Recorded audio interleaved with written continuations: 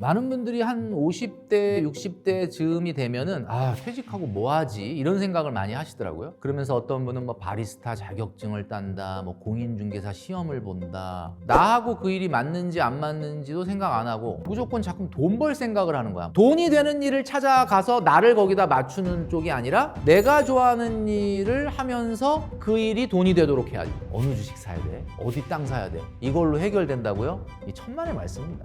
그걸로 해결 안 돼요.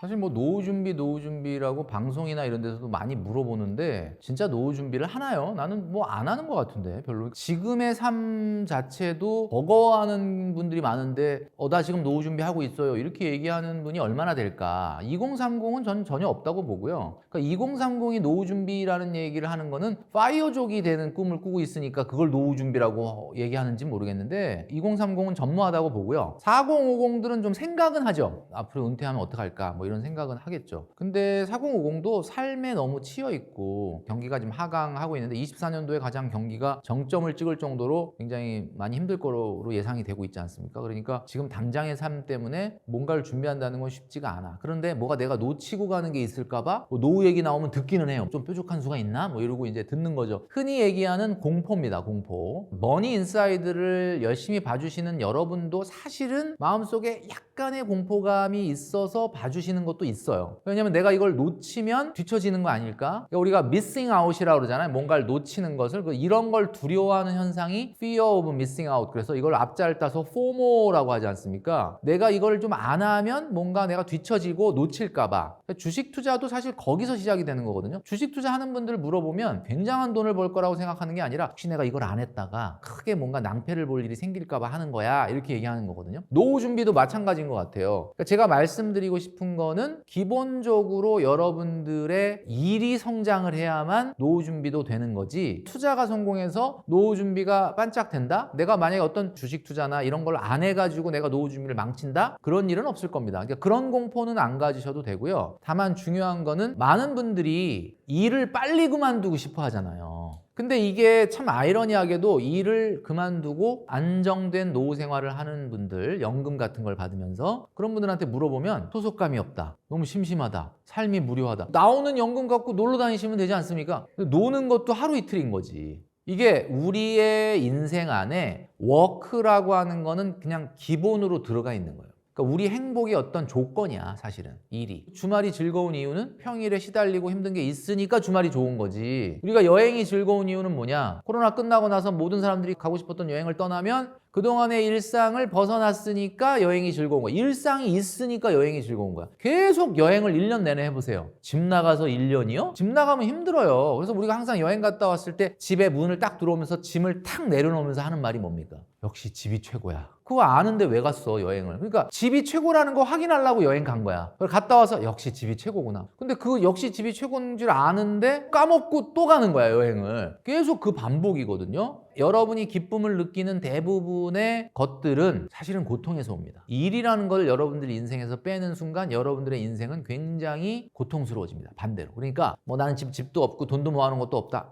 전혀 걱정하실 필요 없어요. 그러니까 여러분들의 인생관을 일을 생계형 경제활동에서 자아실현형 경제활동으로 바꾸겠다라는 노력만 하시면 돼요. 이 세상에서 제일 힘든 일이 뭐예요? 먹고 살려고 하는 일이 제일 힘든 거거든요. 손흥민 선수가 유럽의 무대에서 지금 뭐 거의 세계 최고의 수준의 선수가 됐는데 엄청난 연봉을 받고 있죠. 근데 처음부터 계산기 두들 내가 만약에 유럽에 진출해서 이 정도 선수가 되면 얼마 벌겠지 뭐 이러고 했겠습니까? 그게 아니에요. 그냥 공이 좋아서 축구가 좋아서 막 그거 하다 보니까 돈이 따라온 거지. 그러니까 여러분 잘 보시면은 생계형 경제 활동이 아니라 여러분들이 정말 하고 있을 때 너무 행복한 일, 그걸 찾는 게 핵심입니다. 대체로 나이 먹으면서 그래도 뭐 예전 젊었을 때보단 살만한데 라고 하는 사람은 아마 그분이 자산을 쌓아서 살만한데 라고 얘기할 수도 있지만 반대로는 기대를 낮춰서 살만한데 라고 하는 걸 수도 있을 것 같아요. 그러니까 살면서 많은 걸 포기하게 되는 거죠. 이것도 포기 저것도 포기. 이러다 보면은 행복이라는 거는 공식으로 얘기하자면은 원하는 것분에 가진 것입니다. 그럼 행복해지려면은 돈목값이 뭐죠?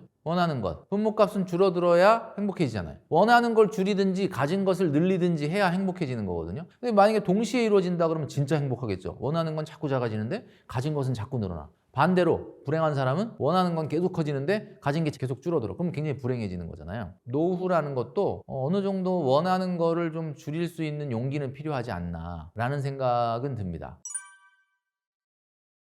4050들한테 저는 이런 말씀을 드리고 싶어요. 많은 분들이 한 50대, 60대 즈음이 되면은 퇴직하고 뭐 하지? 이런 생각을 많이 하시더라고요. 그러면서 어떤 분은 뭐 바리스타 자격증을 딴다, 뭐 공인중개사 시험을 본다. 근데 그거는 잘못됐다고 봐요. 그러니까 그게 뭐냐면 나하고 그 일이 맞는지 안 맞는지도 생각 안 하고 무조건 자꾸 돈 벌 생각을 하는 거야. 물론 돈 벌 생각이 잘못됐다는 뜻은 아닌데 돈을 벌어야 된다라는 쪽에 너무 포인트를 맞춰버리면 자기가 무엇을 좋아하는지 자기가 어떤 것이 적성에 맞는지는 무시되는 거죠. 솔직히 생계형경제활동 여러분들이 하시는 일을 지금 너무 마음에 드시나요? 물론 뭐 마음에 드시는 분도 있지만 어쩔 수 없이 생계형경제활동이니까 하시는 분도 있잖아요. 그럼 20년, 30년을 내가 하고 싶지도 않았던 일을 했다면 그 이후에는 어떤 일을 해야 돼요? 진짜 이제는 여러분들이 하고 싶었던 일을 해야 돼. 그런데 이게 참 쉽지는 않죠. 왜냐면 내가 뭘 좋아하는지를 잘 모르고 내가 뭘 잘하는지 잘 모르니까. 여러분 한번 이렇게 생각해 보겠습니다. 이 세상은 서로의 필요를 해결해 주는 것이거든요. 뭐 예를 들면 이런 거죠. 나의 소비를 해결하는 거를 우리가 두 자로 소비라고 합니다. 소비. 누군가의 필요를 해결해 주는 거, 그거를 소득이라고 합니다. 자, 그러면 어떻게 하면 부자가 되느냐? 나의 필요를 해결하는 일보다 다른 사람의 필요를 많이 해결해 주면 나는 부자가 되는 거예요. 맞죠? 그죠? 누군가의 필요를 서로 해결해 주는 일이에요. 여기서 말하는 일이라는 거는 나 은퇴하고 피아노 배우고 싶어, 바이올린 배우고 싶어, 테니스 배우고 싶어. 이건 일이 아니잖아요. 누군가의 필요를 내가 해결해 주는 게 아니라 내 필요를 누군가가 해결해 주는 거잖아. 이거 말고 어디 가서 뭐 배우겠다, 엔터테인 하겠다 이런 거 말고 내가 누군가의 필요를 해결해 주는 일인데 내가 하고 싶은 거, 내가 좋아하는 거, 내가 잘하는 거, 그걸 찾아야 된다는 겁니다. 근데 그게 참 어렵죠. 왜냐하면 우리는 학교 다닐 때부터 국어, 영어, 수학 공부해라, 대학 가라, 그래서 대학 가고, 대학 가서 취업해라, 취업하고, 취업했더니 승진해라, 그래서 막 경쟁해 왔잖아. 그러니까 여러분도 내가 무슨 일을 잘하지? 내가 뭘 좋아하지? 모르는 거예요. 그러니까 40대, 50대 여러분들한테 제가 말씀드리고 싶은 거는 뭐냐면 그걸 찾아야 된다. 근데 그게 한 10년 걸려. 왜 찾는데 10년 걸리냐면 자기가 뭘 좋아하는지를 모르니까. 근데 제가 왜 여러분들이 돈을 많이 벌 수 있는 일을 찾는 것보다 여러분 좋아하고 잘하는 일을 찾아야 된다라고 말씀드리냐면 여러분들이 돈을 많이 벌 수 있는 일은 없어요. 400, 500을 받으면서 직장 생활을 했는데 갑자기 퇴직하고 내가 옛날에 400, 500 받았으니까 최소한 나이는 들었어도 한 300, 400은 받을 수 있는 일을 구해보자. 그게 구해지냐고요. 자꾸 돈을 첫 번째 포인트로 맞추고 뭐 자격증 따고 뭐 사업을 하고 무슨 창업을 하고 이렇게 가니까 피곤해지는 거거든요. 그러니까 일단은 10년 정도를 여러분 잘 준비하셔서 좋아하는 일을 해야 되는데 이 좋아하는 일의 조건이 뭐냐? 아침에 눈을 딱 떴는데 그 일 하러 갈 생각에 기분이 좋아야 돼. 요즘 회사 가는데 막 오늘 회사 가니까 너무 좋다 이런 분 있습니까? 아니잖아요. 그러니까 지금 이 얘기가 무슨 얘기인지 아시겠죠? 사회 활동을 해야 되는데 이 사회 활동이 심지어는 돈을 안 줘. 돈 안 줘도 돼요. 저 그거 너무 하고 싶어요. 라는 일이 있다면 그 일이에요, 그 일. 그 일을 찾게 되면은 그 일은 계속 성장하고 발전할 수밖에 없어. 왜냐하면 내가 좋아하는 일인데 그게 발전이 안 되겠냐고. 누가 나 안 시켜도 그 일을 연습할 텐데. 그러면 그 일이 진짜 나중에 정말 돈이 안 될까요? 진짜 돈 한 푼도 안 줄까? 그건 아니거든요. 그러니까 순서가 바뀌어야 된다는 거야. 돈이 되는 일을 찾아가서 나를 거기다 맞추는 쪽이 아니라 내가 좋아하는 일을 하면서 그 일이 돈이 되도록 해야지. 그러니까 이 순서를 바꿔서 준비해야 되니까. 그러니까 한마디로 말하면 우리 4050들은 뭘 해야 돼요? 내가 무엇을 좋아하는지, 무엇을 잘하는지 이 재능을 찾는 게 노후 준비의 가장 핵심인 거죠. 만약에 멘토님 진짜 그 일을 찾았는데 멘토님 말대로 그 일이 진짜 돈이 안 돼. 자, 그런데 진짜 돈이 안 된다 그래도 여러분들은 그 일을 하는 것 때문에 돈을 들 쓸 거 아닙니까? 예를 들면 내가 100만 원밖에 못 벌어. 나 정말 내가 하는데 너무 좋아하는 일을 찾긴 찾았는데 한 달 내내 일해도 한 100만 원밖에 못 버는데 어떡하죠? 그 일을 안 하고 있었으면은 그 시간에 돈 쓰고 있었을 거 아니에요. 월요일부터 금요일까지 회사를 가던 사람이 월요일부터 금요일까지 회사를 안 가면 돈을 더 쓸까요? 덜 쓸까요? 뭐 집에서 넷플릭스만 보고 있을 수 있어요? 안 되거든요. 그러니까 여러분들이 만약에 정말 여러분들이 사랑하고 좋아하는 일을 월수금을 할 수 있는 일을 만들면 그 시간 동안은 소비가 줄어들죠. 그러니까 여러분들이 100만 원만 벌어도 그 돈은 100만 원 버는 게 아니라 200 버는 거예요. 노후 준비를 자꾸 돈에 먼저 포인트를 맞춰가지고 물론 진짜 하기 싫은 일인데요. 500을 준대요. 그럼 해야지 그거. 그런 일이 있냐고. 그런 일을 있다 그러면 그건 행운이지. 왜? 하기 힘든 일인데 내가 옛날에 회사 다닐 때만큼 월급을 줘. 나도 그럼 한 10년, 20년 할 것 같은데? 여러분들? 여러분도 마찬가지잖아요. 근데 그런 일은 사실 웬만해서는 없거든요. 그러니까 돈에 초점을 먼저 맞추지 마시고 여러분들이 무엇을 잘하는지 무엇을 행복해하고 좋아하는지를 찾은 다음에 그 일이 어느 정도 소득이 성장하는 일로 가도록 하는 게 순서다. 이게 돼야 된다는 거죠. 그러려면 여러분 직장 생활하시면서 내가 어떤 일을 잘할 수 있지? 여러분 아시겠지만 여러분들이 속해 있는 지자체에 중장년층 재취업센터라는 게 다 있거든요. 거기 등록하시면요. 현직에 있는 분조차도 직업 관련된 훈련이나 또는 여러 가지 다양한 취업에 관련된 여러 기술이라든지 경험을 간접적으로 제공하는 프로그램들이 있어요. 가보라는 거죠. 글 쓰는 일 잘했는데 직업에서는 그런 일 안 하다 보니까 내가 혹시 뭔가 할 수 있는 일이 없을까? 그 시간을 여러분들한테 드렸잖아요. 지금 여러분 내일 모레 퇴직하시는 건 아니잖아요.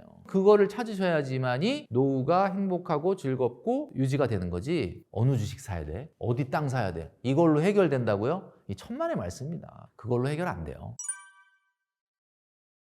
카페 창업해서 500만 원 벌면 500만 원 자기 돈 아니잖아요. 결국 280만 원 투자금 회수하고 220 남는데 내가 어디 가서 알바를 해도 200은 벌잖아. 그러니까 카페 창업해서 버는 돈은 20이란 말이에요. 카페와 그 다음에 치킨집과 피자집 이 세 가지의 공통점이 뭐냐? 안 망한다는 거예요. 왜 안 망하냐? 딱 안 망할 정도만 돈이 벌려요. 아예 그냥 확 망해버리면 딴 거 하겠는데 그러니까 이 세 가지가 가장 현금 흐름의 안정성이 높아. 안정성이 높다는 건 수익률이 높다는 뜻은 아닙니다. 돈을 많이 번다는 게 아니라 딱 죽지 않을 만큼만 벌리는 거예요. 그러니까 결국은 계속 거기 매여 있어야 돼. 그런데 이걸 또 포기하자니 포기하기도 어렵고. 잘 보세요. 아까 500만 원 카페 사장님이 벌었잖아. 280만 원 투자금 회수하고 220 남죠. 그러면 내가 어디 가서 알바를 하면 200만 원 버는데 그 카페 괜히 해가지고 지금 220 벌고 있으면 20만 원 더 벌고 있는 거잖아. 그러니까 카페 창업을 해서 충분히 먹고 살 수 있다. 이 얘기는 내가 카페 창업 안 하고 어디 가서 그냥 그 시간에 어떤 일을 해도 200은 벌잖아요. 이분의 착각이라는 건 뭐냐면 일을 계속하면 당연히 노후 준비 되죠. 지금 우리가 여태까지 그 얘기한 거 아닙니까? 그 일을 하는데 내가 재미있고 흥미롭고 행복하고 즐거운 일을 하자라는 거지. 그러면 카페에서 내가 그거 매일 하루 종일 커피 내리고 하는 걸 좋아하세요? 좋아하면은 뭐 괜찮은데 좋아하진 않아. 근데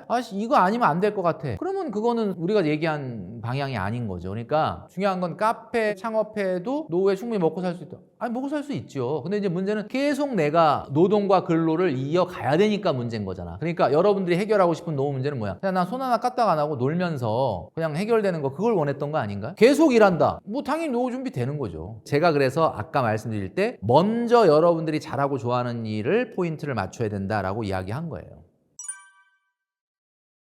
노후에 집 한 채 있으면 노후 준비된다. 한남 더일이면 되겠죠. 그거 뭐 월세만 해도 뭐 한 1,000만 원 이상 나올 테니까. 그거는 어떤 집이냐에 따라서 다를 수는 있는데 이제 중요한 거는 아파트가 중요한 건 사실이에요. 왜냐하면 노후 생활하는데 가장 강력한 적이 뭐냐? 인플레이션일 겁니다. 최근에 인플레이션이 뭐 좀 떨어져서 완화되고 있다. 뭐 이런 얘기 들으셨죠? 시장 나가보면 하나도 안 맞는 말 같죠? 뭐가 떨어진 거야 도대체? 이렇게 생각을 하잖아요. 강제로 지금 뭐 세제 혜택 주면서 기름값 좀 붙잡아 매고는 있는데 다 비싸단 말이에요. 이게 어디서 온 거냐를 우리가 생각해 봐야 되는데 많은 분들이 착각하는 게 인플레이션이 우크라이나와 러시아의 전쟁 때문에 공급망이 문제가 생기고 그리고 또 최근에는 하마스와 이스라엘의 어떤 분쟁 그 다음에 이제 중동의 어떤 위기감 뭐 이런 것들이 에너지 값을 올리고 또 유럽의 어떤 공급망의 문제 이런 것들이 여파로 진행이 되면서 뭔가 물가가 올라간 거 아니냐 그리고 소위 말하는 코로나나 금융위기 때 풀렸던 엄청난 달러들의 역습으로 지금 인플레이션 왔는데 금리를 올렸으니까 좀 완화되고 이제 곧 해결되는 거 아니야? 전쟁도 언젠가는 끝날 거 아니야? 이렇게 생각하시는데 아닙니다. 지금의 인플레이션 문제는 제가 보기에는 전쟁의 문제라기보다는 미국과 중국 간의 어떤 패권 경쟁 소위 말하는 경제 전쟁 지금 자유무역의 분위기는 사라진 지가 오래예요. 예전만큼 중국이 자유롭게 수많은 나라에 싼 공산품을 제공하는 것도 어려워졌고 한마디로 경제 블록화라고 그러잖아요. 편먹고 그냥 자기네들끼리 교역을 하는 뭐 이런 구조가 당분간 깨지지 않는다. 그러면 결국은 여러분들의 노후에는 인플레이션은 여전히 나타날 것이다. 그러면 이 인플레이션을 해결하기 위해서는 뭐 어떻게 해야 되느냐? 결국은 아파트는 있어야 된다는 거예요. 아파트를 사서 그 아파트가 막 몇 배가 올라서 부자가 되지는 않겠지만 아파트에서 나오는 현금 흐름이 제일 안정적이거든요. 대한민국에서는. 예금 다음으로 안정적이에요. 예금이 물론 제일 안정적이긴 하지만 예금 다음으로 안정적이야. 그러니까 아파트 하나를 갖고 있다면 그걸로 노후 준비가 끝은 아니지만 일단은 한 50%는 그래도 된 거라고 봐요. 그러니까 아파트를 여러분 소득에 맞는 적절한 곳에 일반 주택보다 아파트 정도는 하나 만드는 게 맞겠다. 근데 그걸로 노후 준비가 된다는 거는 뭐 말도 안 되는 얘기인 거고요. 그래서 현금 흐름의 안정성 때문에라도 아파트는 꼭 갖는 게 좋겠다.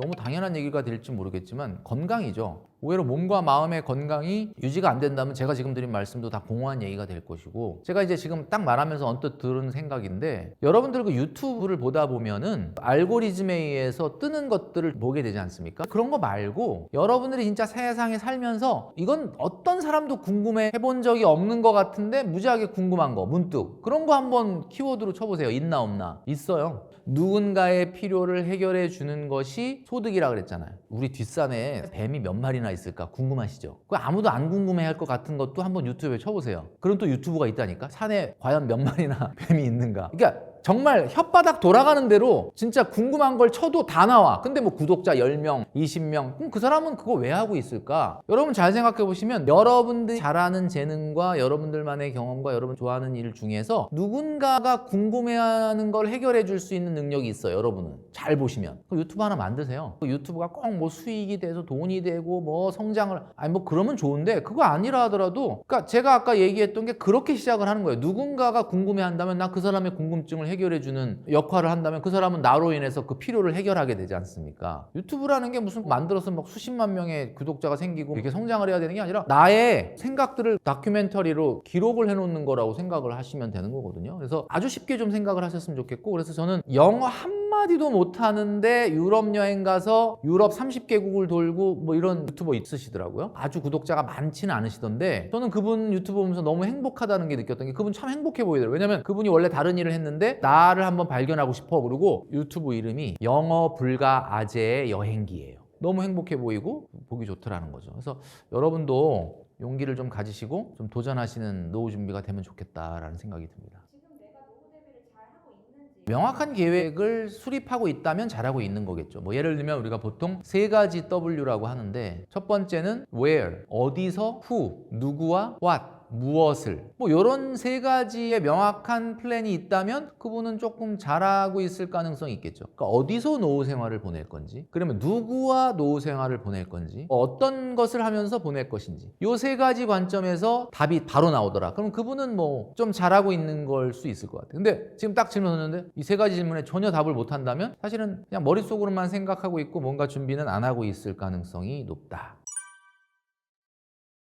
20대든 30대든 40대든 50대든 상관없이 내가 돈을 벌고 있다면 저축을 해야 됩니다. 왜냐하면 이 돈은 지금 나한테만 쓰라고 주어진 돈이 아니기 때문에. 저축 비율은 다르겠죠. 당연히 나이 들수록 저축 비율은 떨어집니다. 왜냐하면 쓰는 돈이 많아지니까. 젊을수록 저축 비율이 높아지죠. 제가 2030은 되도록이면 버는 소득의 40, 50%를 저축하기 위해 도전을 해야 된다고 그랬고, 나이를 먹으면 소득은 높아지지만 저축률은 떨어져요. 아무래도 돈이 들어가는 곳이 많으니까. 그렇지만 저축을 해야 됩니다. 그래서 1억 만들기 저축이라는 게 꼭 2030한테만 적용되는 건 아니에요. 2030한테 제가 제시하는 거는 당신의 소득이 아무리 높든 아무리 낮든 최소한 5년에 1억은 만들어야 된다, 이런 얘기를 했잖아요. 4050한테도 마찬가지입니다. 4050 같은 경우에 난 지금 너무 돈 들어가는 게 많아가지고 뭐 도저히 5년에 1억 못 만든다. 그러면 6년 7년에라도 1억을 모으는 속도는 나야 됩니다. 제가 이걸 왜 그런지 근거를 말씀드릴게요. 내가 자본소득이라고 어디 가서 얘기할 수 있을 정도가 되려면 1인 가구를 기준으로 최저 생계비는 나와야 되는 거 아닙니까? 내가 만약에 회사를 안 나가 1년 동안 좀 쉬고 싶어. 그러면 최소한 1인 가구가 혼자 생활할 수 있는 최저 생계비가 나와야 되잖아요. 1인 가구의 최저 생계비가 2023년도 보건복지부 발표에 의하면 124만 6,735원이거든요. 그러면 이 돈을 곱하기 12달 하면 그냥 어림잡아 1년에 1,500만 원은 있어야 1인 가구가 뭐 윤택하게는 아니지만 그냥 최소 생활이 가능하다. 그럼 그 얘기는 무슨 얘기냐면 1년에 1,500만 원은 자본소득이 나와야 된다. 아무것도 안 하고 그냥 은행에 예금 넣어가지고 지금 기준 4%로 1,500만 원 받으려면 얼마 있어야 되냐? 3억 7,500이 있어야 돼요. 3억 7,500이라는 돈이 여러분들의 집에 들어가 있는 돈이나 어디 투자돼 있는 거 빼고 과외로 3억 7,500 정도의 노후 자금이 있어야 최소한 그래도 나 혼자 1인 가구 최저 생계비가 나온다. 근데 이 3억 7,500은 지금 퇴직하는 분들 얘기인 거고, 여러분들 만약에 10년 후에 퇴직한다 그러면 3억 7,500에 곱하기 이자율 따져서 10년 후에 미래 가치로 준비를 해야 되는 거죠. 나 10년 후에 퇴직할 건데 그러면 최소한 3억 7,500에 곱하기 매년 인플레이션 감안해서 한 2% 정도 해가지고 이후에 돈을 만들려면 지금 얼마 저축해야 돼? 그럼 그게 1억 만들기 저축하고 비슷해요. 그러니까 항상 한 6년 7년에 1억 정도 만들기 저축을 하고 있어야 이 정도 자본을 미래에 만들 수가 있거든. 그러니까 꼭 젊은 사람들만이 1억 만들기 저축을 해야 된다는 뜻이 아니고 4050도 노후 준비에 있어서 1억 만들기 저축은 사실은 기본이 돼야 되는 거죠. IT 산업과 반도체를 전체적으로 함께 볼 생각입니다. 왜냐하면 반도체는 IT 산업을 이루는 근간이고 핵심이 되기 때문에. 최근 서울에서는 물 들어왔을 때 넣어줘야죠. 대형 평수 아파트 하나, 소형 하나, 한가 하나 바꿔도 돈이 남아. 이것만 아셔도 부동산의 가격 전망을 어느 정도 하실 수 있다.